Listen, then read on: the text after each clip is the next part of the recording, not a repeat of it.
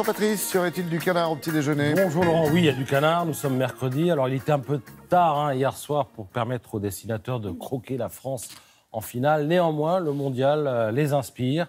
Double thème d'ailleurs, mondial et bac. Regardez ce dessin de Mouget dans le canard, c'est le gamin qui rentre du bac. Comme les Brésiliens, dit-il à ses parents, j'étais pourtant favori de l'épreuve et j'ai été sorti avant le repêchage. Le discours de Macron au Congrès à Versailles inspire également les dessinateurs.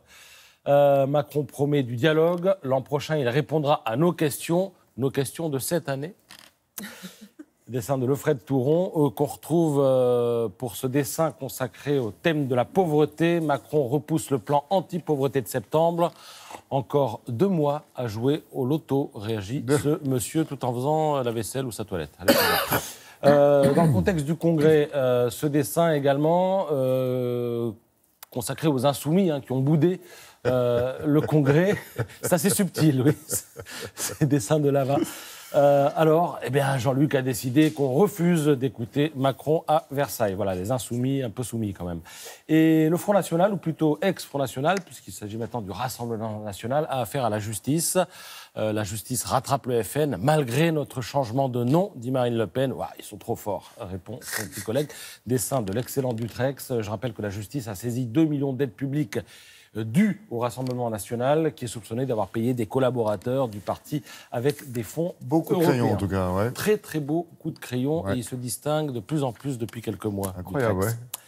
Dans Pèlerin Magazine, il est question du Puy-en-Velay. Alors, la ville, il faut le savoir, dispose d'un ensemble cathédral hors pair. Alors, ça, on le savait.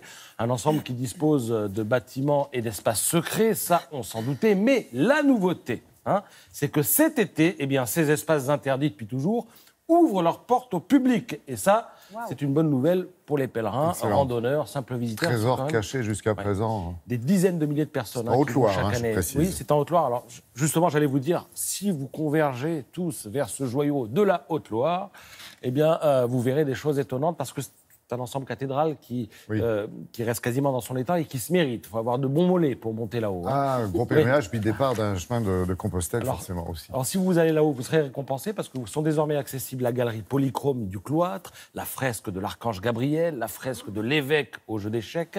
Ce sont que des trésors. La fresque au décor de Griffon, qui est un lieu dévolu aux jeunes clercs de la cathédrale, la salle des trésors du cloître, riche de 300 vêtements, d'ornements, de tableaux, la cheminée du logis des Clergeons, l'une des premières cheminées occidentales à foyer circulaire. Voilà, tout ça est à votre disposition pour 6 €. Franchement, c'est cadeau. Ça vaut le coup. Ouais.